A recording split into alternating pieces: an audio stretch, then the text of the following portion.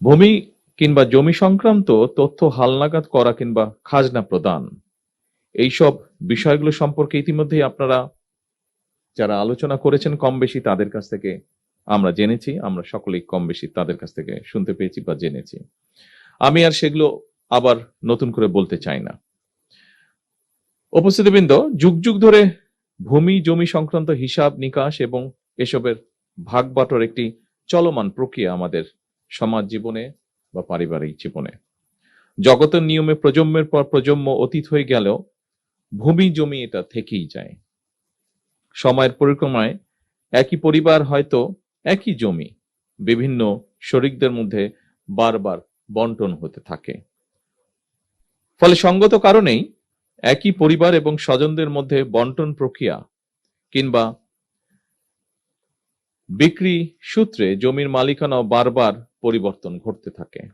শুধু যুগ যুগ নয়, বলা যায় শতাব্দীর পর শতাব্দী ধরেও ভূমি জমির মালিকানা এইভাবেই নির্ধারিত হয়ে আসছে। আজ থেকে হয়তো 100 বছর আগে যেই জমির মালিক ছিলেন মাত্র একজন মানুষ, বর্তমানে সেই জমির মালিক হয়তো অনেক বেশি সংখ্যক মানুষ।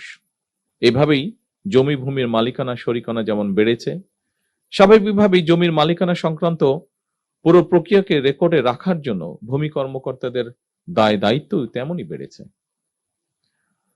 মালিকানা, খাজনা, দলিল, খতিয়ান, দাগ, পর্চা, নামজারি, জমা খারিজ, মৌজা, সিএস, আর এস বা ডিএস, এই শব্দগুলোর সঙ্গে জমির মালিক মাত্রই কম বেশি পরিচিত সারা দেশময়।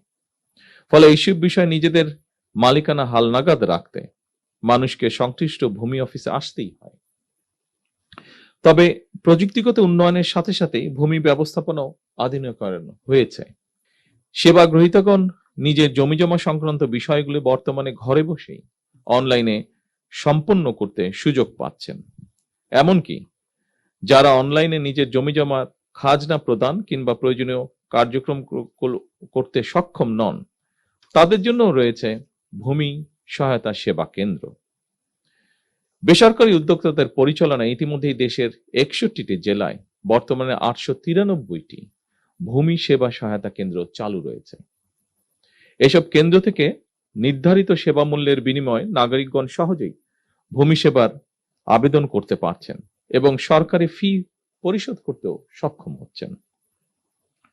পর্যায়ক্রমে দেশের প্রতিটি ইউনিয়নে এ ধরনের আরো ভূমি সেবা সহায়তা কেন্দ্র স্থাপনের পরিকল্পনা সরকারের রয়েছে এবং একই সাথে পাশাপাশি নাগরিকদের হাতের মুঠোয় ভূমি সেবা পৌঁছে দিতে চালু করা হয়েছে মোবাইল অ্যাপ, যার নাম দেওয়া হয়েছে, খুব সম্ভব অ্যাপটির নাম দেওয়া হয়েছে ভূমি। সম্মানিত উপস্থিতিবৃন্দ, আমি মনে করি ভূমি জমি ব্যবস্থাপনা যত বেশি আধুনিক এবং প্রযুক্তি নির্ভর করা যায়, জমি সংক্রান্ত বিরোধ সম্পত্তির পথও খুব সম্ভবত তত বেশি সহজ হয়ে যায়। জমি ব্যবস্থাপনার ক্ষেত্রে অনলাইন সুবিধা নিশ্চিত করায় আমি ব্যক্তিগতভাবে বিশ্বাস করি জমি জমা সংক্রান্ত দুর্ভোগ অনেকাংশেই লাঘব পাবে। একই সঙ্গে জমি জমা সংক্রান্ত বিরোধকে কেন্দ্র করে ভূমি অফিসগুলোতে মধ্যস্বত্বভোগীদের দৌরত্ব কমবে ইনশাআল্লাহ। চলমান এই ভূমি সেবা মেলা আধুনিক ভূমি ব্যবস্থাপনা এবং নাগরিকদেরকে নিজেদের দায় দায়িত্ব সম্পর্কেও আরো সচেতন করবে। সম্মানিত উপস্থিতিবৃন্দ, দেশের জনসংখ্যা বৃদ্ধির সঙ্গে সঙ্গে একটি খুব গুরুত্বপূর্ণ বিষয় যে আমাদের মাথাপিছু জমির পরিমাণও কমে আসছে। ফলে জমির অর্থনৈতিক মূল্য যেমন বাড়ছে, তেমনি জমি নিয়ে বিরোধ, মামলা মকদ্দমা এবং জটিলতাও বাড়ছে একই সাথে। অনেক ক্ষেত্রে এসব বিরোধ ব্যক্তি ও পরিবারের শান্তিও নষ্ট করার পাশাপাশি জাতীয় উন্নয়ন কর্মকাণ্ডেও প্রতিবন্ধকতার সৃষ্টির কারণ হয়ে দাঁড়িয়েছে। এমন বাস্তবতায় ভূমির পরিকল্পিত ব্যবহার, নির্ভুল রেকর্ড সংরক্ষণ এবং দক্ষ ব্যবস্থাপনা বর্তমানে সময়ের অপরিহার্য দাবি। উন্নত প্রযুক্তি ব্যবহার করে জরিপ কার্যক্রম পরিচালনার মাধ্যমে নির্ভুল ভূমি রেকর্ড প্রস্তুত করতে ভূমি মন্ত্রণালয় কাজ করছে। একই সঙ্গে ভূমি প্রশাসনের প্রায় সকল সেবাকে ডিজিটাল প্ল্যাটফর্মে নিয়ে এসে নাগরিকদের জন্য সেবা গ্রহণকে আরো সহজ, দ্রুত এবং কার্যকর করারও উদ্যোগ নেওয়া হয়েছে। আমাদের লক্ষ্য এমন একটি ভূমি ব্যবস্থাপনা গড়ে তোলা যেখানে ভূমি সেবা গ্রহণের জন্য মানুষকে আর অযথা অফিসে ঘুরতে হবে না, যা আমরা ভিডিওতে একটু আগে দেখেছি। সেরকম একটি পরিবেশ আমরা চাই, অথবা দুর্নীতি কিংবা হয়রানির শিকারও হতে হবে না। সম্মানিত উপস্থিতিবৃন্দ, দেশের ভূমি ব্যবস্থাপনাকে আধুনিকায়ন করে জমি জমা সংক্রান্ত বিষয়ে জনগণকে সহায়তার লক্ষ্যে সারা দেশে ভূমি সেবা মেলা আয়োজন এবং ভূমি ব্যবস্থাপনাকে আরো সহজ এবং আধুনিকীকরণ করার ব্যাপারে আমরা জাতীয় নির্বাচনের কয়েক বছর আগে প্রণীত 31 দফা এবং সর্বশেষ নির্বাচনী ইশতেহারেও বিষয়টি উল্লেখ করেছিলাম। আজ থেকে সারা দেশে 3 দিন ব্যাপী এ ধরনের ভূমি সেবা মেলার আয়োজনের মাধ্যমে সরকার জনগণের কাছে আরো একটি নির্বাচনী ইশতেহার পূরণ করতে যাচ্ছে ইনশাআল্লাহ। এভাবেই সরকার পর্যায়ক্রমে একের পর এক নির্বাচনী ইশতেহারের প্রতিটি দফা বাস্তবায়নের মাধ্যমে জনগণের কাছে দেওয়া ওয়াদা পূরণের রাজনীতিকে এগিয়ে নিয়ে যাবার চেষ্টা করছে। শুধুমাত্র জমি জমা সংক্রান্ত বিষয় নয়, প্রতিটি ক্ষেত্রেই জনবান্ধব কর্মসূচি নিয়ে সরকার জনগণের কাছে দায়বদ্ধ থাকতে চায়। কারণ দীর্ঘ 1.5 দশকেরও বেশি সময় ধরে ফ্যাসিবাদ শাসন শোষণের জাতাকলে পৃষ্ঠ দেশের জনগণ বর্তমানে রাষ্ট্র এবং রাজনীতিতে তাদের অধিকারের প্রতিফলন দেখতে চায়। এ কারণেই বর্তমান সরকার রাষ্ট্র পরিচালনার প্রথম সপ্তাহ থেকে নির্বাচনী ইশতেহার এবং জুলাই সনদের প্রতিটি দফা পর্যায়ক্রমে বাস্তবায়নের দিকে মনোযোগ দিয়েছে। সম্মানিত সুধীবৃন্দ, সারা দেশে বিভিন্ন পর্যায়ের আদালতগুলোতে দেওয়ানি এবং ফৌজদারি সব মিলিয়ে খুব সম্ভবত 47 লাখেরও বেশি মামলা বিচারাধীন রয়েছে। এর মধ্যে জমিজমা সংক্রান্ত মামলার সংখ্যাই বেশি। সুতরাং এই মুহূর্তে সরকারের সামনে প্রধান প্রায়োরিটি হচ্ছে আদালতে বিচারাধীন মামলা দ্রুততম নিষ্পত্তি। তবে প্রচলিত আদালতের বাইরেও জমিজমা সংক্রান্ত বিরোধ নিষ্পত্তির জন্য গ্রাম আদালত কিংবা অল্টারনেটিভ ডিসপিউট রেজুলেশন এডিআর অর্থাৎ বিকল্প বিরোধ নিষ্পত্তির মতন আইনানুগ ব্যবস্থার মাধ্যম অবলম্বনের দিকেও জোর দেওয়া জরুরি বলে আমরা মনে করি। এতে একদিকে বিরোধ নিষ্পত্তিতে যেমন অল্প সময় লাগবে, অপরদিকে অনেক ক্ষেত্রেই বিরোধ হয়তো শত্রুতায় রূপ নেবে না। বিকল্প বিরোধ নিষ্পত্তির ক্ষেত্রে আলবার্ট আইনস্টাইনের একটি তাৎপর্যপূর্ণ উক্তির কথা আপনাদের সামনে আমি তুলে ধরতে চাই। তিনি বলেছিলেন, peace cannot be kept by force, it can only be achieved by understanding.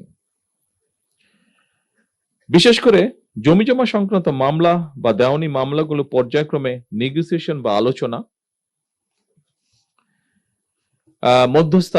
মধ্যস্থতা বা সালিশ কিংবা সমঝোতার মাধ্যমে বিকল্প বিরোধ নিষ্পত্তির পথ কার্যকর করা গেলে একদিকে আদালতে বিচারাধীন মামলার জট কমবে, অপরদিকে দ্রুততম সময়ের মধ্যে জমিজমা সংক্রান্ত বিরোধ নিষ্পত্তি করাও সহজ হবে।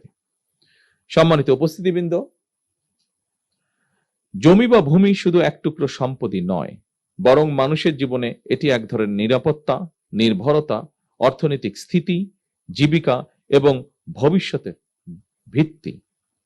এই উপলব্ধি থেকেই জমি ব্যবস্থাপনাকে হয়রানি ও দুর্নীতিমুক্ত করার অঙ্গীকার নিয়ে জনগণের দোরগোড়ায় রাষ্ট্রীয় সেবা পৌঁছে দিতে বর্তমান সরকার কাজ করছে।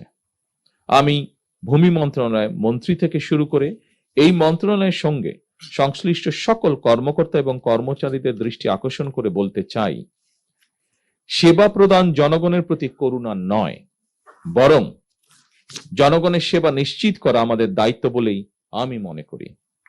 আমাদের লক্ষ্য একটি হয়রানি মুক্ত, প্রযুক্তি নির্ভর এবং নাগরিক বান্ধব ভূমি ব্যবস্থা প্রতিষ্ঠা করা, যা দেশের টেকসই উন্নয়নকে আরো ত্বরান্বিত করবে। উপস্থিত সুধীবৃন্দ,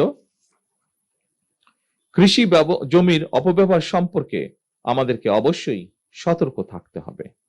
কৃষি, অকৃষি জমি কিংবা এক ফসলি, 2 ফসলি বা 3 ফসলি জমির ব্যবহার এবং ব্যবস্থাপনা নিয়ে হয়তো অন্য একটি ইভেন্টে আমরা আলাপ করতে পারি।